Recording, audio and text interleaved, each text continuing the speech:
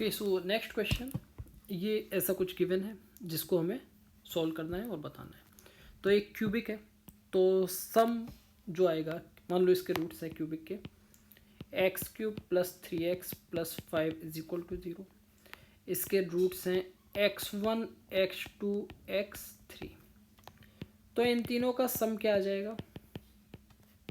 0 आ जाएगा। दो को अगर हम कंसिडर करते हैं तब भी सम नॉट 0, तब सम आएगा उस केस में is equal two plus minus, तो ये +3 आ जाएगा। ऐसे ही x1 x2 x3 के लिए सम क्या आ जाएगा भाई?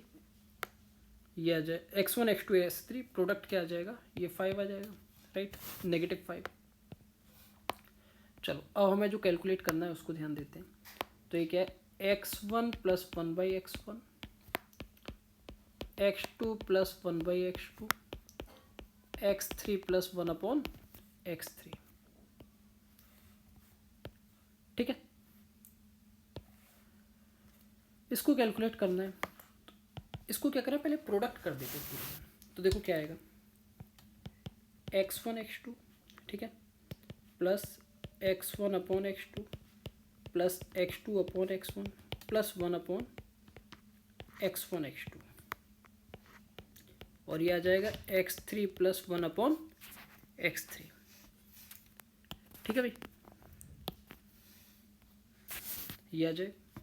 और सिंप्लीफाई करें इसको तो ये आ जाएगा x1 x2 x3 plus x1 x3/x2, x2 x3/x1, x3/x1 x2 plus x1 x2/x3 plus x1/x2 x3 plus x2/x1 x3 plus 1/x1 x2 x3।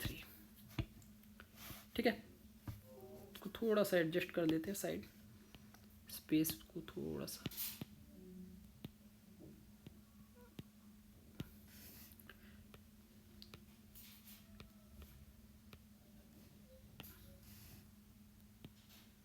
ठीक है भाई, आई होप समझ में आ रहा होगा ये।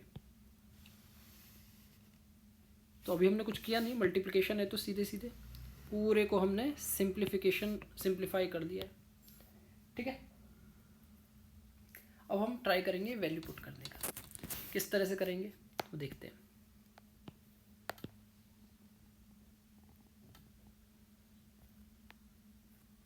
ये आया।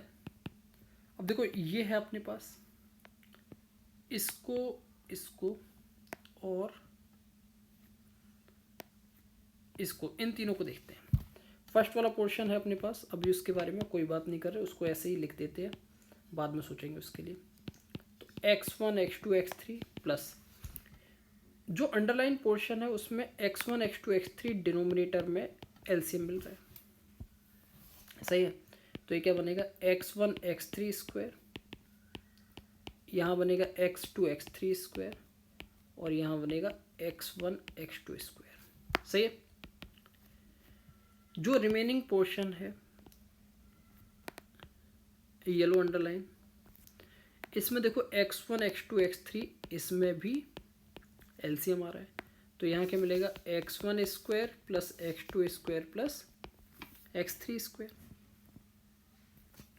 ठीक है, अब हमें जो x1 x2 x3 उसकी वैल्यू हमारे पास है ऑलरेडी, हमें जो न्यूमरेटर्स हैं उनकी वैल्यू कैलकुलेट करनी है। तो सेपरेटली कैलकुलेट करते हैं। तो पहले तो x1 square plus x2 square plus x3 square को कैलकुलेट कर लेते हैं। तो ये क्या होगा भाई, x1 plus x2 plus x3 square minus twice of x1 x2 plus x2 x3 plus x3 x1, इसकी वैल्यू 0 माइनस ट्वाइस ऑफ, ये जो पोर्शन था इसकी वैल्यू थी -3, लेट मी चेक, ये +3 थी। ठीक है, तो ये क्या हो जाएगा, -6 आ गई इसकी वैल्यू।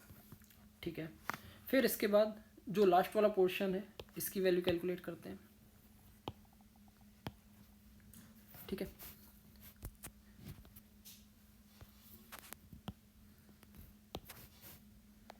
अब हमें चाहिए x1 x2 whole square plus x2 x3 whole square plus x3 x1 whole square.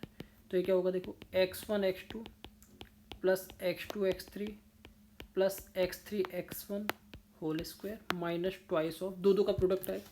अब देखो जब हम दो का प्रोडक्ट करेंगे तो x1 x2 और x2 x3 मतलब क्या होगा, x1 x2 x3 तो आ जाएगा मल्टीप्लिकेशन में, और अंदर क्या बचेगा x1 plus x2 plus x3।